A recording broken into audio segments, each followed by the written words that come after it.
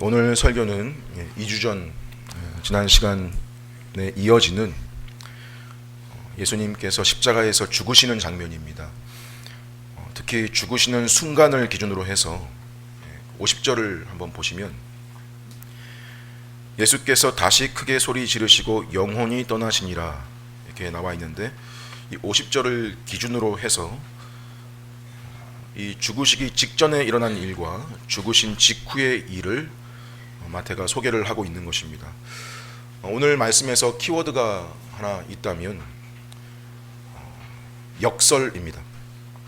본문에 나오는 말은 아니지만 오늘 설교 이해에 도움이 되는 말입니다. 역설이란 쉽게 말해서 말이 안 되는 말입니다. 문학이나 수사학에서 역설법이라 하면 상식적으로는 말이 안 되는 건데 그 너머에 진실을 담고 있는 방식을 가리킵니다. 예를 들어서 소리 없는 아우성, 이런 말. 어떻게 아우성이 소리가 없을 수가 있겠어요? 근데 뭐냐면 소리를 내지 않지만 그만큼 간절하다라는 걸 강조하는 거예요. 또 지는 것이 이기는 것이다. 말이 안 되죠. 지는 건 지는 거지 어떻게 그게 이기는 거래요. 그런데 실제로 지는 것이나 또는 져주는 것이 가져오는 어떤 유익들이 실제하더라 라는 사실을 강하게 주장하는 겁니다. 사실 지난 본문에도 이 역설은요, 우리가 계속 봤던 내용입니다. 어떻게 봤었냐면 십자가에 달려있는 예수님께 사람들이 뭐라 그랬었냐면 세 부류였습니다. 지나가던 사람들과 유대 종교 지도자들과 그리고 심지어 함께 달린 강도들이 하나같이 뭐라 그랬어요? 하나님이 너와 함께 하신다면 내려와야 되는 거 아니냐. 거기 달려있는 게 아니라 내려와 봐라. 그 십자가에서 내려오는 기적이 하나님이 너와 함께 한다는, 너를 돕고 있다는 증거 아니냐. 그렇죠. 상식입니다. 어떻게 그렇게 비참하게 나무에 매달려 있는데 승리일 수가 있으며 아무 도움도 어떤 능력도 그저 조롱당하고 수치를 당하는데 어떻게 하나님이 함께 하신다라고 할 수 있겠어요? 자기 자신도 구원 못해서 십자가에 달려있는 존재가 뭔 메시아냐. 근데 역설적인 사실은 뭐냐, 그냥 십자가에 달려 죽으시는 것이 하나님이 함께하고 계시다라는 증거였다고. 마태가 이걸 증명하는 방식이 뭐였냐면요, 별 세세한 부분까지 다 구약과 연결시켰던 겁니다. 구약의 성취로 본 거예요. 성취였고 특히 시편 22편과 연결시키는 거였죠. 즉 이 모든 역설적인 말이 안 되는 상황이 다 삼위 하나님의 계획과 뜻을 이루는 일이었고, 그래서 주님께서는 십자가에 달려 있는 것이 표면적으로는, 상식적으로는 수치고 조롱이고 모욕인데 영광이죠. 역설이죠. 고통인데 기쁨이죠. 이걸 수치로 여기지 않으시고 이 부끄러움을 개의치 않았다. 왜요? 자기 백성을 죄로부터 구원하기 위한 그 본인의 목적에 대한 성취, 삼위 하나님의 목적이 비로소 역사 중에서 성취되는 일인 줄 아셨기 때문입니다. 자, 오늘 본문에서도 이 흐름이 그대로 이어집니다. 표면적인 드러남은 뭐냐면 독생자, 외아들이라는 말보다는 특별한 아들이라는 의미가 있는 건데, 특별하신 아들이 죽으시는 건데, 유일한 아들이시면서 특별한 아들이신 그분이 죽으시는데 누가? 아버지 하나님이 침묵하신다는 거죠. 여러분, 침묵한다는 건 그대로 내버려 둔다는 겁니다. 우리 보통 쓰는 말로 유기라 하죠. 내버려 두는 거예요. 즉 그렇게 사랑하시는 아들이 죽는 걸 아버지가 기뻐한다는 말입니다. 좀 강하게 얘기하면 뜻이란 말입니다. 정말 큰 역설이죠. 근데 이에 대해 성경이 보여주는 하나님의 진짜 뜻이 뭐라고 나오냐면요, 그 유일한 특별한 아들이 죽으시는데 이렇게 나와요. 성경에 이러므로 하나님이 그를 지극히 높여 모든 이름 위에 뛰어난 이름을 주사 하늘과 땅과 땅 아래에 있는 모든 자들이 무릎을 예수의 이름에 꿇게 하시고 모든 입으로 예수 그리스도를 주라 시인하여 하나님 아버지께 영광을 돌리게 하셨느니라. 빌립보서 2장 9절이 이하에 하시는 말씀인데, 이게 그냥 오늘 말씀의 바울식 해설입니다. 바울식 주석이에요. 그럼 우리에게 중요한 문제는요, 내가 오늘날 예수를 믿는다고 하는데 예수를 믿는다면 이런 내용들이 지금 나에게 무슨 관계가 있는 거며 어떻게 나한테 작용을 하고 있는 거냐, 이걸 보고 확인할 줄 알아야 된다는 겁니다. 여러분, 예수님이 지금 십자가에 죽으시면서 어떻게 하시냐면, 일단 지금 마태가 주는 정보는요 45절에 시간이 나와 있습니다. 제6시로부터 제9시까지 어떤 일이 있었다라고 나오냐면 온 땅에 어둠이 임했다라고 나와 있습니다. 유대인 시간법은 그 시간에서 6을 더하면 오늘 우리 시간이에요. 그래서 제6시는 6 더하기 6은 12죠. 12시에 정오예요. 낮 정오부터 제9시는 9 더하기 6, 15시. 오후 3시죠. 그러니까 낮 12시부터 오후 3시까지 3시간 정도, 그러니까 하루 중 제일 밝은 시간에 온 땅에 흑암이 임한 겁니다. 어둠이 덮였다. 마가복음에 보면 예수님이 처음 못 박힌 시간이 제3시로 나옵니다. 3 더하기 6, 즉 오전 9시에 십자가에 달리셔서 오후 3시까지 6시간 달려 계신 건데, 그중 뒤에 3시간가량 흑암이 덮인 거예요. 여기 어둠이 온 땅에 덮였다는 건 지구상의 모든 지역을 말하는 게 아니고요, 이 로마가 지배하고 있던 당시 유대 땅을 가리킵니다. 구약의 비슷한 사건이 출애굽 사건 때 당시 애굽의 10가지 재앙 중에서 9번째 재앙이 흑암이었죠. 그 흑암이 어땠냐면 이스라엘 백성을 지배하던 애굽 전 지역에 어둠이 임하는데, 그 애굽 땅 안에 이스라엘 백성들이 거주하던 고센에만 빛이 있었습니다. 초자연적인 일이죠. 무려 3일 동안 그게 지속됐습니다. 근데 지금은 뭐냐면요, 그 출애굽 시켰던, 그 구약 내내 자기 백성이라고 일컬었던 그들의 땅에만 어둠이 임한 거예요. 예수님이 십자가 죽으실 때 흑암이 덮인 이 사건은요, 성경 이외에도 그 일반 그 역사학자들의 기록에 보면, 이교도들의 기록에 보면, 대표적으로 고대 그리스 역사가인 탈루스라는 사람이나 플레곤이라는 사람들이 있는데, 이런 사람들의 문헌에 보면 이렇게 나와 있습니다. 티베리우스 디베리아의 통치 기간 중에 그 땅에 바위가 깨지는 지진이 동반되고 거대한 일식이 있었다. 제6시에 정오죠. 정오에 밤이 돼서 하늘에 별이 보였다. 자, 이 사람은 일식이라고 표현을 했는데요, 일식, 달이 태양을 가리는 거고 완전히 가리는 걸 개기일식이라고 하는데, 과학적으로 그 개기일식 지속 시간이 2, 3분이고 길어봐야 7, 8분이에요. 이건 자연적인 현상이 아닙니다. 뭐냐면 이 일이 역사적으로 발생한 역사적 사건이었고, 특히 초자연적인 사건으로 하나님이 애굽을 심판하시기 전에 3일 동안 나타내셨던 흑암처럼 여기 3시간 동안 하나님의 심판이 임박했다는 걸 알린 의미로 볼 수 있는데, 그럼 이 심판의 대상이 누구냐? 하나님의 아들을 십자가에 못 박은 자들을 향한 심판이기도 하겠지만, 지금 주님은요, 이 하나님의 진노와 두려운 심판이 자기를 향하고 있는 것으로 여기고 계시는 것입니다. 특히 자기 백성을 죄에서 구원한다, 그들에게 주어질 하나님의 공의로운 심판을 십자가에서 이분이 대신 죽음으로써 그들에게 요구되는 죄의 값을 자기가 감당하는, 쉽게 죄의 저주와 심판을 대신 당하시는 거예요.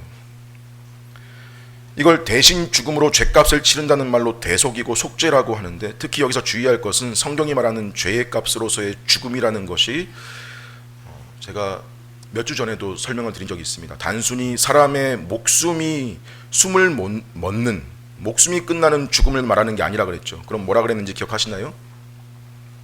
하나님과의 단절이라고 그랬죠. 그게 진정한 의미의 죽음이라고 그랬습니다. 예수님이 겟세마네에서 기도하실 때 이 잔을 내게서 옮기시옵소서 3번 간구하시면서 제자들한테도 뭐라고 그러셨냐면, 내 마음이 심히 고민하여 죽게 되었다. 이 말씀이 단지 인간으로서, 인성으로서의 두려움이나 고통만 말하는 것이 아니라 실제 성자이신 하나님께서 하나님 아버지와의 단절을 두고 하나님께 버림받으신다는 의미를 누구보다 잘 아시는 예수님이시기 때문에 이건 우리가 상상할 수 없는 공포, 두려움, 고난인 것입니다. 어떤 학자가 예를 들어보기를, 이것도 그 고통에 비하면 정말 몇만 분의 1도 안 되는, 비교할 수 없는 그런 예이지만 우리의 유추로 그래도 좀 도울 수 있는 그런 방식인 것 같아 이런 설명을 한 것인데, 우리 하은이 같은 아기, 엄마밖에 모르는, 그죠? 엄마와 떨어지는 걸 너무 두려워하고 엄마가 이 세상의 전부인 것 같이 알고 있는 그 아기가 수술실로 들어가기 전에 엄마도 그 딸을 들여보내고 딸도 엄마와 분리되어 있는 그 시점의 그 감정, 정서, 여러분 한번 생각해 떠올려 보세요. 얼마나 두려움이고 얼마나 큰 공포겠는지. 예수님은 하나님과 단절되신 적이 없는 분이시잖아요. 영원한 연합 가운데 삼위로 존재하시는 그 분께서 하나님과의 단절을 경험하신다. 우리 인성으로서의 단절이겠지만 그 단절에 대해서 우리가 상상할 수 없는 고통을 겪으신 그 고통인 것입니다. 그래서 외치신 소리가 무엇이냐면 46절에 오후 3시쯤에 크게 소리질러 이르시기를 엘리 엘리 라마 사박다니. 아람어와 히브리어가 혼용된 말인데요, 엘리는 나의 하나님이고요, 라마, 레마, 이거는 어찌하여, 왜, 이런 말이고요, 사박다니, 이건 나를 버리셨습니까, 이겁니다. 무슨 말이냐면 나의 하나님 어찌하여 나를 버리셨나이까. 이 말을 표면적으로 보면 실망과 좌절과 당황하면서 절규하는 소리처럼 들릴 수 있어요. 아버지가 정말 나를 버리실 줄은 몰랐네, 정말 실망스럽네, 정말 너무 섭섭하네, 이런 식이죠.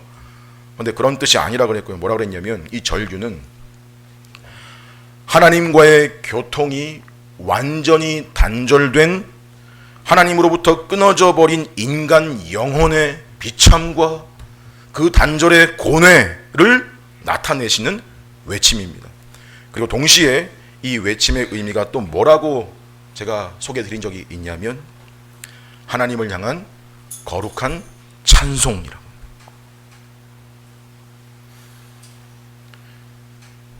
자신의 순종이 온전히 이루어졌고 그것을 받아주셨다라는 영광의 외침이라고 그랬습니다. 이게 완전한 사람이시면서 동시에 완전한 하나님이신 한 분 예수님 안에서 나온 외침, 엘리 엘리 라마 사박다니가 담고 있는 역설이죠. 한편으로는 하나님과 상관없는 죄인의 처지와 그가 당하게 될 지옥과도 같은 음부의 고통을 성자 하나님이 친히 당하신다는 의미이고, 근데 동시에 이것이 하나님을 향한 거룩한 영광의 찬송이었다는 것. 이 사실이 성경에 어떻게 드러나고 있냐면 예수님이 지금 성부 하나님을 부르시는 표현에서도 나타나고 있는데, 예수님은 성부 하나님을 부르실 때 여러분 사복음서에서 보통 하나님이라고 부르신 적이 없어요. 하나님이라고 부르지 않습니다. 그분을 주로 뭐라고 부르셨냐면 아버지, 내 아버지, 이렇게 부르세요. 근데 여기서는 나의 하나님, 나의 하나님이라고, 뭐랄까요, 좀 공식적인 느낌으로 부르신 것입니다. 개인적인 친밀한 친분보다는요, 어떤 언약적인 관계로서 하나님을 부르신 의미인 겁니다. 이 설명을 좀 더 뒷받침하는 근거는요, 예수님께서 이 말씀을 그냥 하신 게 아니고 이 말씀도 구약에 나온 말씀을 사용하셔서 하신 말씀이라는 거죠. 마태가 십자가 죽음에 계속 연결시켰던 시편 22편, 예수님 오시기 1000년 전에 다윗이 지은 시인데, 이 시의 내용이 의인이 당하는, 이유를 알지 못하는 고통에 대해서 다윗이 1절을 이렇게 시작하고 있습니다. 나의 하나님이여, 나의 하나님이여, 어찌 나를 버리셨나이까? 어찌 나를 멀리하여 돕지 아니하시오며 내 신음소리를 듣지 아니하시나이까? 우리 이 시편 22편 설교 들은 적이 있습니다. 다윗은 지금 사울 왕에게 쫓기고 있습니다. 자기는 할 일 하며 살았을 뿐인데 왜 이렇게 인생이 이렇게 꼬이나, 고단하냐, 괴롭냐, 그걸 넘어서 생명의 위협을 받고 있는 상황인 겁니다. 괴로운 건 자기는 하나님을 잘 섬긴다고 하는데요, 여호와를 의뢰하는 자를 그가 붙드신다고 수없이 찬송시를 지어 불렀다고 나와 있고, 근데 자기 현실은 벌레 취급당하고 있고, 사람들은 자기를 보고 머리를 흔들면서 하나님이 저를 돕지 않으신다, 저를 버리셨나 보다, 저가 하나님을 의지하면 도우실걸, 건지실걸, 그 상황에 밤마다 신음소리를 내며 침상에서 운다고 적혀 있습니다. 그게 지금 이 다윗의 상황이에요. 다윗이 지금 본질적으로 힘이 들고 괴로운 게 뭐냐면, 뭐 이런 생명의 위협이야, 도망치는 거야, 얼마든지 감당하겠지만 이 다윗을 지금 사로잡고 있는 한 가지 생각이 뭐냐, 이거죠. 하나님이 나를 버리셨나?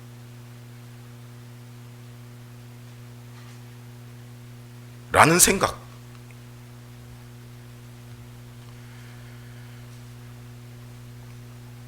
여러분, 이게 여러분 정말 신자라면요,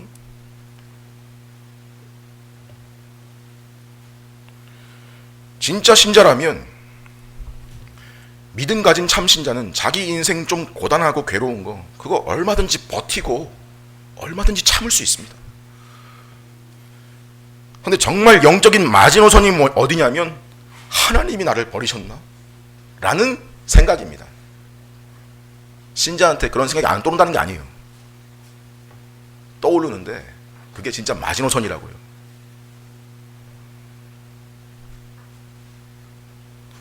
이건 정말 신자에게 그가 지금 정말 절망적인 현실 상황에 놓여있다는 하나의 반증이죠.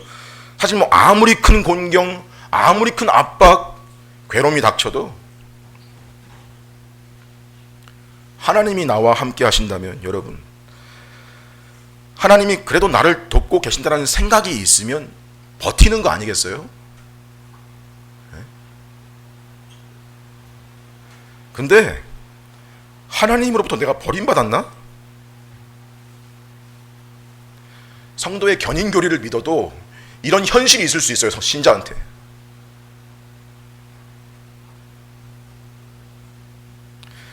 이거야말로 정말 괴롭고 고통스러운 현실이죠. 근데 예수님이 십자가에서 경험하신 고통은 바로 이 일을 말하자면 실제로 겪으신 것입니다.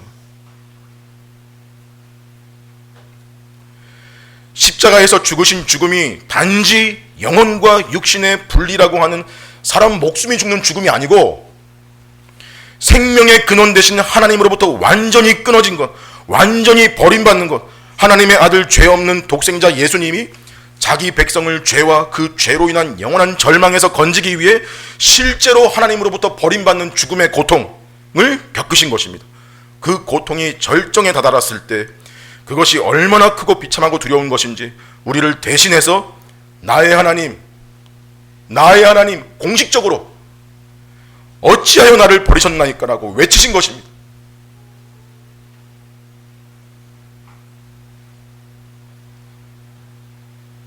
여러분, 동시에 이 외침은 찬송이었습니다. 이 사실은 다윗의 시에도, 시편 22편에도 확연히 나타납니다. 예수님이 그냥 인용하시는 게 아니에요. 그 문맥을 다 알고 계세요. 예수님은 자기를 가리켜 하신 말씀인 거니까. 다윗이 그런 절망의 상황 중에도 하나님을 부를 때 뭐라고 불러요? 나의 하나님이라고. 무슨 말이냐면, 극도로 괴롭고 절망 중인 상황임에도, 그래서 하나님이 나를 정말 버리신 게 아닐까 하는 그런 상황임에도 여전히 하나님 어떻게 불러요? 나의 하나님이다. 이게 아주 복합적인 역설적인 상태죠.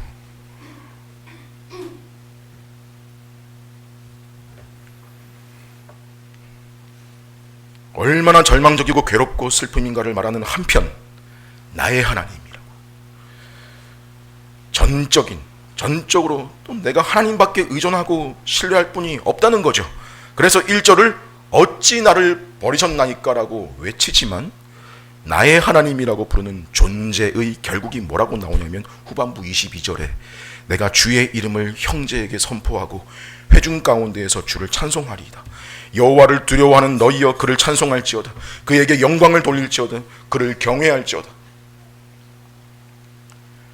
우리 이 구약 시편 내용이 참 은혜롭게 히브리서에서 다시 어떻게 반복되고 성취되고 있는지를 바울이 인용하는 거 본 적이 있습니다. 히브리서 2장 11절에 다윗이 한 이 말을요, 예수님이 한 말로 인용을 시켜서 예수님이 뭐라고 그랬대요? 그 맏아들 독생자이신 그리스도가 그들을 가리켜 형제라 부르시기를 부끄러워하지 아니하시고 이르시기를 내가 주의 이름을 내 형제들에게 선포하고 내가 주를 교회 중에서 찬송하리라 하셨다.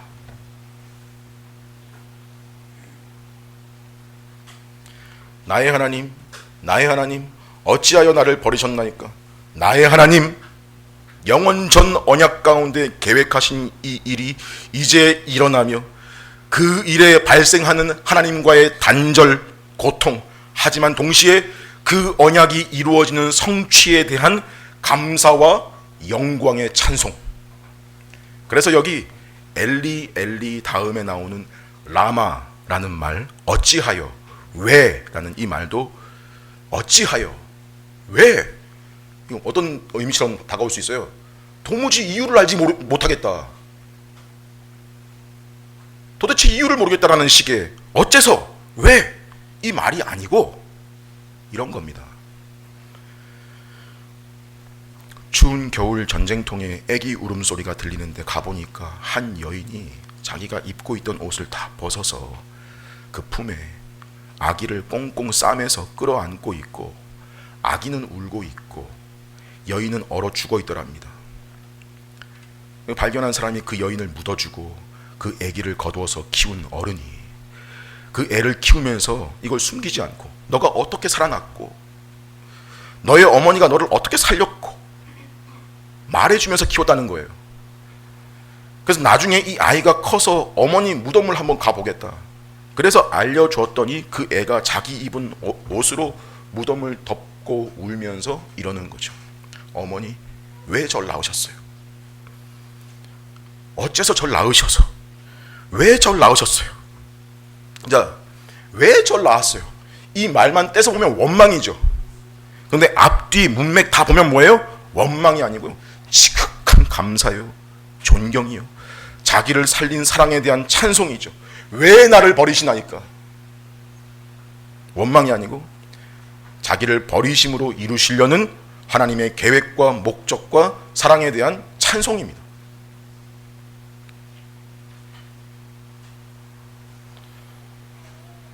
그래서 이 다음에 무슨 말을 하시냐면, 마태복음엔 안 나오지만요, 크게 소리 다시 질러서 이렇게만 나오는데 요한복음 19장에 보면 이렇게 말씀하세요. 다 이루었다.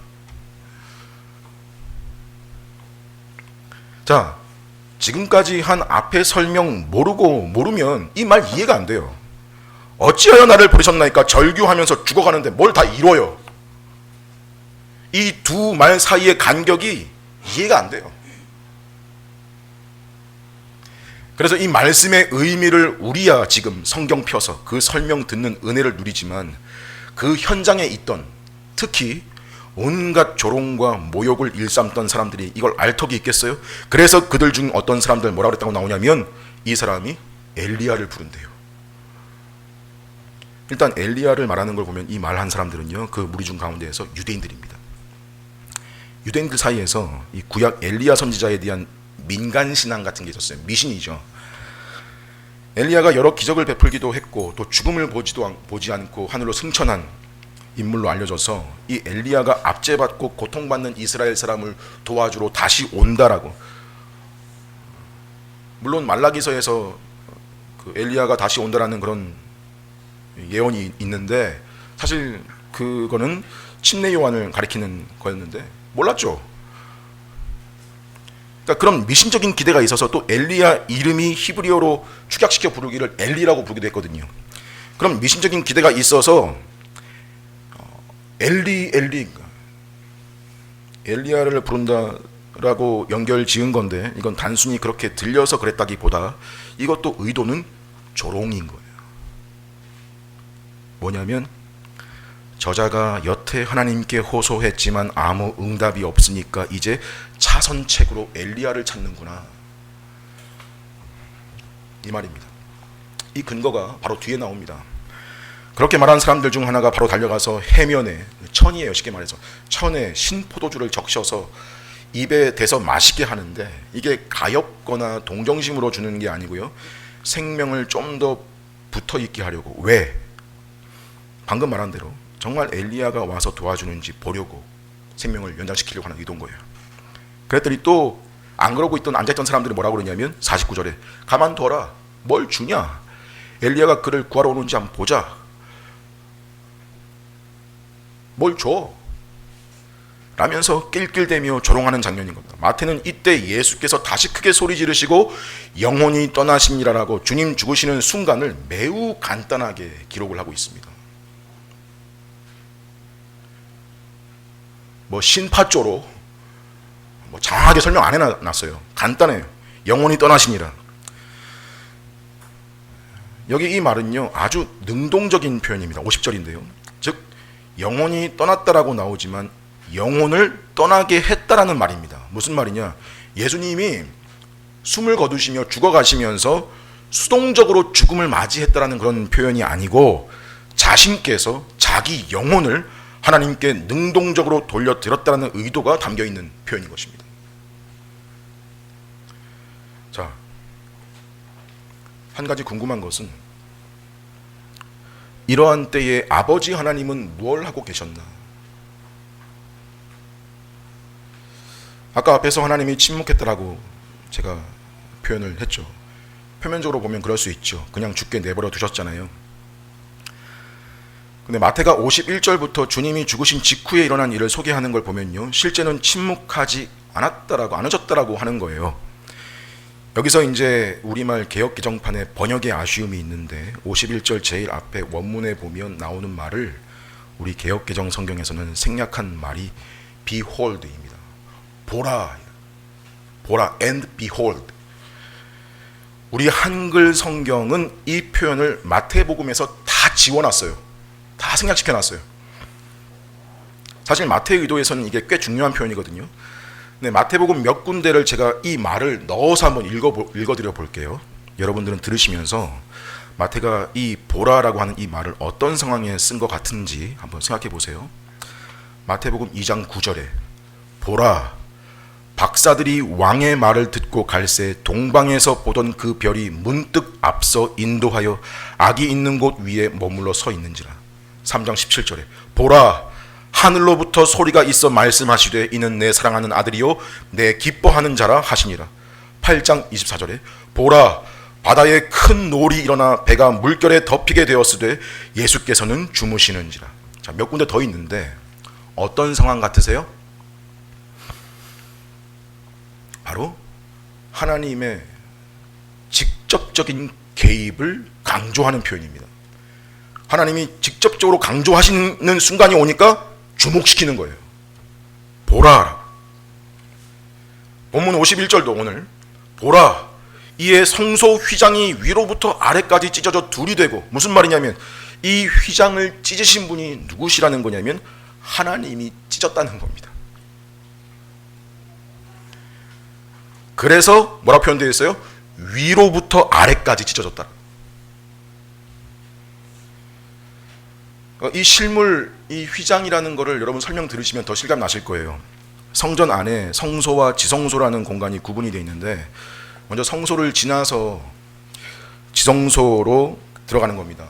근데 그 성소와 지성소를 구분하는 커튼이 있어요. 그 커튼이 바로 휘장이에요. 근데 그 휘장 높이가요, 커튼 높이가 한 20m 정도 돼요. 아파트 4, 5층 정도 되는 높이예요. 사람이 찢으려면요, 아래에서 위로 찢어지는 거고요, 또 커튼 두께만 5cm 정도 돼요. 5cm. 규빗으로 환산하면 두께가, 커튼 두께가 5cm래요. 어떻게 만들었냐? 천을 꼬아서 그 길이에 그 두께로 짠 거대한 직물이에요. 사람이 찢을 수가 없단 말이죠. 근데 이게 예수님이 십자가에서 운명하실 때 어떻게 돼요? 위로부터 아래로 찢어져서 둘이 된 거예요.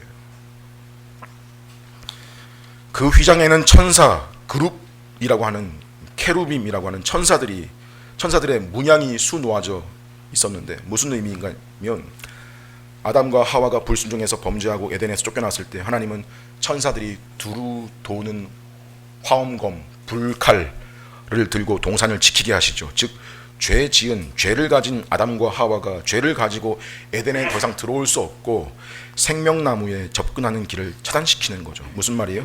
이제 사람 스스로가 생명의 길로 나아갈 수 없게 되었다는 말입니다. 마찬가지로 이 휘장은 성소와 지성소를 구분시켜 놓고 지성소에는 사람이 들어갈 수가 없어요. 단 1년에 단 한 번, 단 하루 대속죄일이라는 그 날 대제사장만 희생제물의 피를 가지고 들어가야만 들어갈 수 있는 공간이었습니다. 거기 들어가서 휘장을 지나 지성소 안에 들어가 온 백성의 죄를 사하는 제사를 드릴 수 있었던 거죠. 근데 이 대제사장도 들어가다가 죄를 가지고 들어가면 바로 죽게 돼서 방울을 달고 들어가요. 방울 소리가 들리면 살아있는 거고 들리지 않으면 죽은 걸 알고 줄을 매달아 가지고 죽은 사람을 끄집어내게 했습니다. 이에 이 휘장은 죄인과 하나님 사이를 가로막는 막힌 담으로서 결국 구약시대에 어떤 역할을 했던 거냐면 일종의 교육장치예요. 뭘 가르쳐요? 죄인은 그 누구도 스스로 이 휘장 열고 하나님 앞으로 나아갈 수 없는 존재다, 가르치는 거예요. 동시에 근데 그런 죄인이 하나님께로 나아갈 수 있는 길이 있다, 이런 걸 가르쳐주는 일종의 그림자요 교육장치였던 거예요. 어떻게 길이 있어요? 1년에 한 번 사람 대제사장이 희생제물 피 가지고 들어가서 온 백성 죄를 사하는 방식을 통해서, 헌데 그 사람 대제사장을 통해서는 1년에 단 한 차례뿐이고 해마다 반복해야 되는 그런 불완전한 방식이잖아요. 그래서 앞으로 이루어질 완전한 속죄를 가져올 완전한 제사를 기다리게 하고 소망을 가지게 하는 역할도 교육시키는 그런 역할을 가지고 있는 거였던 거예요.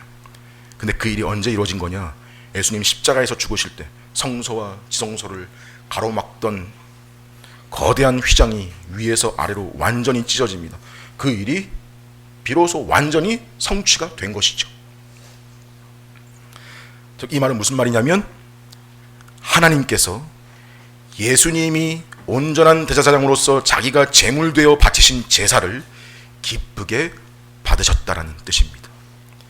히브리서 10장 19절 말씀에 그러므로 형제들아 우리가 예수의 피를 힘입어 성소에 들어갈 담력을 얻었나니 그 길은 우리를 위하여 휘장 가운데로 열어놓으신 새로운 살 길이요 휘장은 곧 그의 육체니라. 예수님이 잡히신 날 밤에 떡을 찢어 떼시며 이것은 내 몸이라 이것을 먹으라, 잔을 가지시며 부으시며 이것은 내 피라 이것을 마시라 하시고 십자가에서 실제로 자신의 몸이 찢기실 때 잠잠히 침묵하시는 것 같던 하나님은 휘장을 찢으시고 우리가 하나님께로 담대히 나아갈 길을 열어두신 것입니다.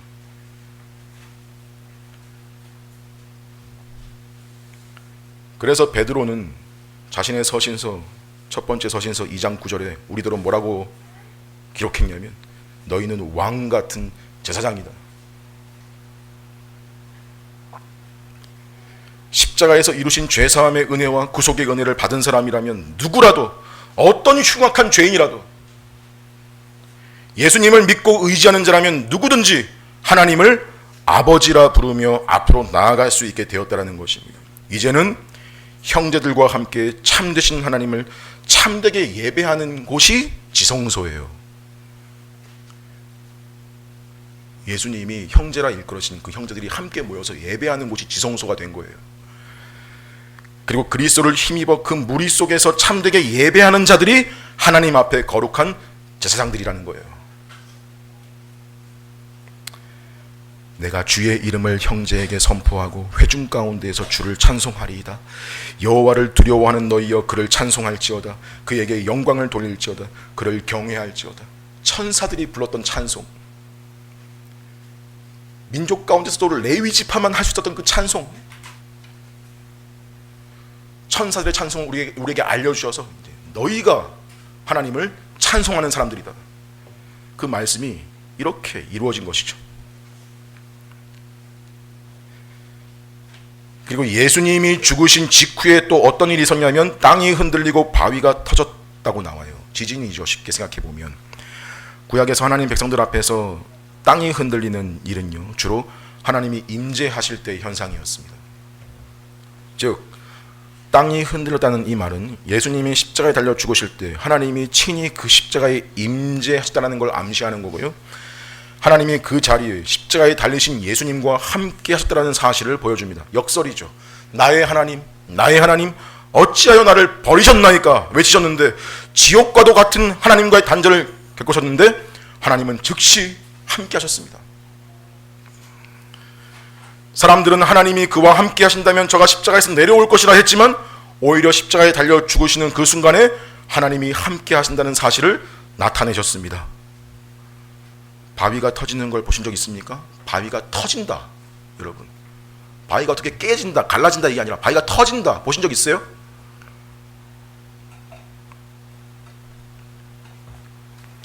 바위가 터지려면요, 지금 우리식으로 또 상상을 해보면 그 에너지가 최소한 우리 이미지로는 폭탄밖에 못 떠올려요. 그러니까 그런 힘이 이 현장, 이 지진 가운데 있었다는 겁니다. 뭐예요? 예수님의 죽으심의 효력이 사탄이 장악하던 음부의 권세, 사망의 권세의 문을 파괴시켰다는 말입니다. 그리고 또 바위가 터진다는 말은, 우리나라 사람들은 죽으면 매장을 하는데, 주로 유대인들 매장은요, 땅에 묻는 방식이 아니고 굴을 파서 그 입구를 바위로 막는 방식으로 했거든요. 그래서 바위가 터졌다라는 건 무덤의 문들이 터졌다라는 말도 됩니다. 그래서 52절에 무덤들이 열리며 자던 성도의 몸이 많이 일어났다고 합니다. 그게 몇 명이었고 이름이 뭐였고 구체적이진 않지만 여러 죽었던 성도들이 살아나서 거룩한 성, 즉 예루살렘에 들어가 많은 사람에게 자신의 살아남을 보였다고 나오는 거예요. 한 가지 특이한 점은 바로 뒤 53절에 보시면 이 열린 무덤에서 죽은 사람이 나온 일들이 언제 일어난 일이라고 기록을 해놨냐면 예수의 부활 후에라고 그렇게 기록을 해놨습니다. 즉 시간적으로 이제 3일 뒤에 일어날 일인데, 주님이 부활할 때의 내용에 이걸 포함시키지 않고 마태가 여기 죽으시는 내용에다가 배치를 시켜놓은 거예요. 의도적인 거죠. 어떤 의도겠어요? 주님의 십자가 죽음은 자기 백성을 죄에서, 즉 사망과 죽음에서 건져내기에 충분한 죽음인 것이다. 그리고 자기 백성을 살리시고 구원시키시는 이 일이 십자가 죽음으로만 이루어지는 일이 아니라 부활과도 직결된다라는 걸 부각시키는 거죠. 강조하는 거예요. 이 부분은 다다음 시간 부활 기사를 다룰 때 좀 더 상세하게 다루게 될 것입니다. 여러분, 이렇게 오늘 본문은요, 나의 하나님, 나의 하나님, 어찌하여 나를 버리셨나이까 라는 이 외침과 성전의 휘장이 위로부터 아래로 찢어지고 땅이 진동하며 바위가 터지고 무덤들이 열리며 자던 성도의 몸이 일어난 이 전후 일들을 통해서 우리에게 지금 어떤 구도를 보여주는 거냐면, 표면적으로는 지금 죽으시는 건데 사실은 살리시는 중이신 거고, 자기를 버리시는데 사실은 자기 백성을 얻으시는 것이고, 지옥의 고통과도 같은 하나님과의 단절을 겪으시는데 하나님은 그를 지극히 높여 모든 이름 위에 뛰어난 이름을 주사 하늘과 땅과 땅 아래에 있는 모든 자들의 무릎을 예수의 이름에 꿇게 하시고 모든 입으로 예수 그리스도를 주라 시인하여 하나님 아버지께 영광을 돌리게 하셨느니라. 빌립보서 2장 9절 이 말씀, 결국 무슨 말이에요? 망하는 것 같은데 사는 길이고, 하나님이 버린 것 같았는데 하나님이 함께 하신다고 찬송케 하시는 거고, 절망인 것 같은데 결국은 영광이라는 걸 그분의 죽음의 순간의 장면들이 나타내듯이, 이제 이 죽음이 참 죽은 자를 살릴 만한 그런 능력이 있는 죽음이라면, 여러분, 이 주님의 십자가에서 죽으시는 이 죽음과 연관이 있는 자들인 우리라면, 그럼 우리에게도 지금 하나님이 이 골고다 현장에 펼쳐 놓으시고 사용하시는 원리와 방식을 보라는 거예요.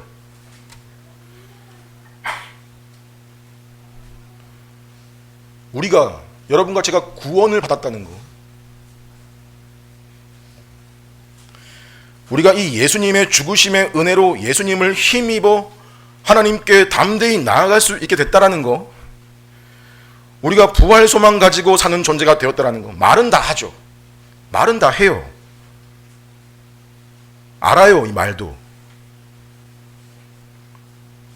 근데 말은 누가 못해요. 근데 그 말을 알고 하고 산다는 거 하고, 그 말을 진짜 내 속에서 안다는 거 하고는 천지 차이예요.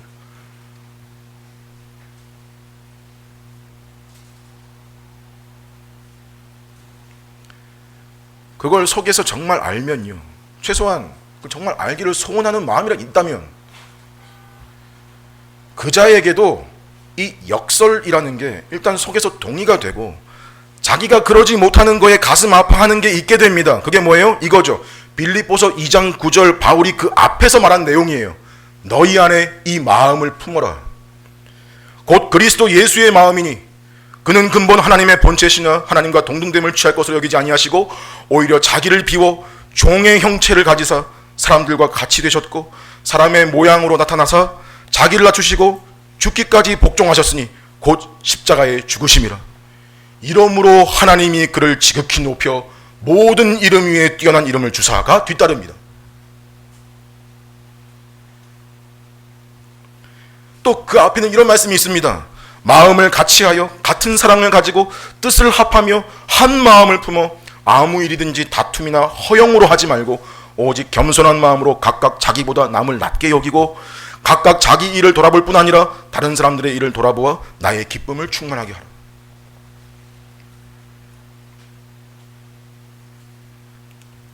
여러분, 성경 보면요, 우리 교회 10년, 20년, 30년 다녀도 변하지 않는 성경, 그 성경 보면 항상 하는 말이 뭐냐?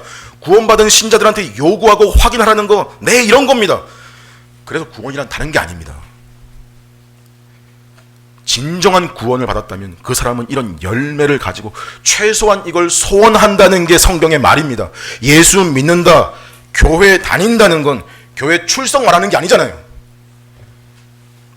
교회 안에 들어와 그 교회를 향해서 내 형제라고 하시는 분을 닮는 겁니다.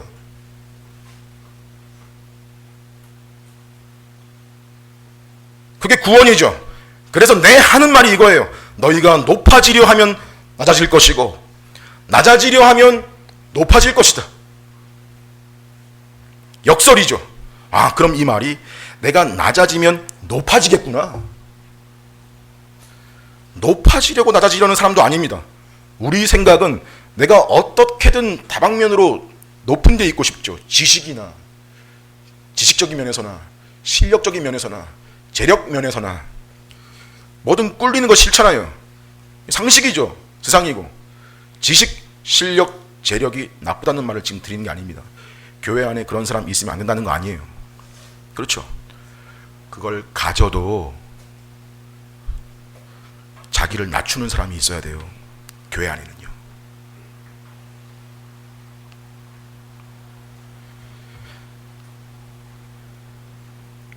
그럼 지식, 실력, 재력 좀 상대적으로 없으면 무시받아야 되는 거예요? 그건 이미 교회답지 못한 거예요. 그냥 각각 서로 돌아보아 자기 위치에서 자기에게 주어진 것들 가지고 자기 섬길 것 섬기는 게 낮아지는 거고, 그러면 하나님 기뻐하십니다. 높여주시는 거래요. 여러분, 이걸 경험하는 데가 교회고요. 그게 구원이라고요. 받는 것보다 주는 게 복되대요. 오른뺨 때리면 왼뺨도 돌려대 버려요.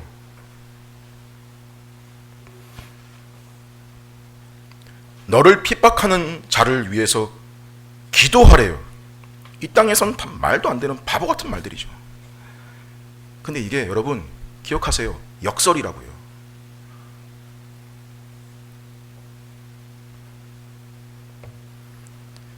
우리가 이걸 해봄으로 이렇게 하면서 십자가 위에서도 부끄러움을 개의치 않으셨던 주님을 생각할 줄 아는 것이 말하자면 실력이고 그게 구원인 건데 우리는 이걸 잘 원하지 않습니다. 대개 우리의 기도를 보면 알 수 있습니다.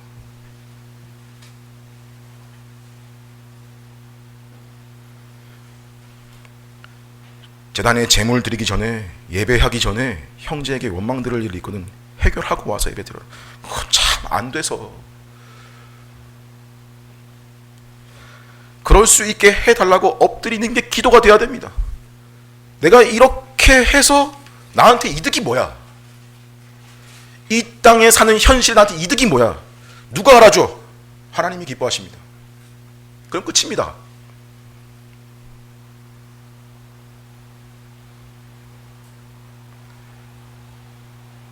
또 염려하지 말아요. 여러분과 저의 우리 인생에 여러 태풍이 휘몰아칠 때가 많습니다. 때로는 이유를 알지 못하는 고통도 있을 수 있고 때로는 예상치 못한 상황과 공격과 여러 해결해야 될 일들과 우리의 현실은 그야말로 정말 복잡합니다. 어떻게 염려가 안 되겠어요? 감정적인 염려를 어떻게 없애요? 올라오는데. 그럼 지금 안 되는 걸 시키신 건가? 하나님은? 여러분의 신자된 의지를 사용하셔야죠.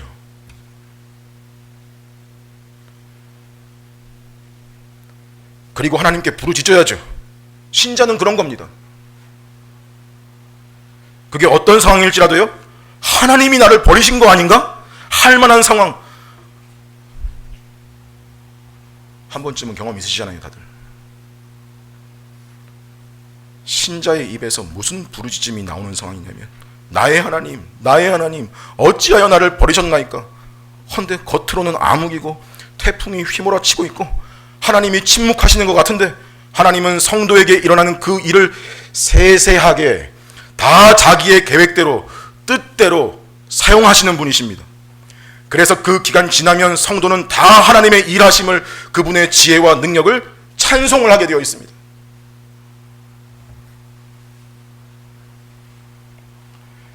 그래서 시편의 배치도 정말 의미심장합니다. 시편 22편 다음에 나오는 다윗의 찬송이 뭐예요? 여호와는 나의 목자시니 내가 부족함이 없으리로다. 내가 사망의 음침한 골짜기로 다닐지라도 해를 두려워하지 않을 것은 주께서 나와 함께 하심이라.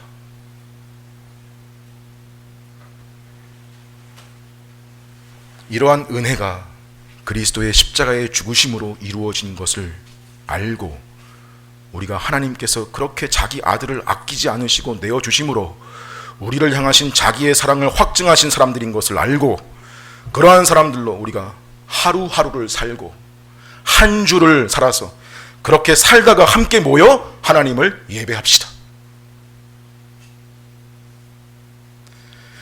그렇게 살다가 여기 모여 함께 하나님을 찬송합시다. 이러한 은혜가 여러분 개개인과 가정과 우리 교회 안에 가득하기를 간절히 소망합니다. 함께 기도하겠습니다.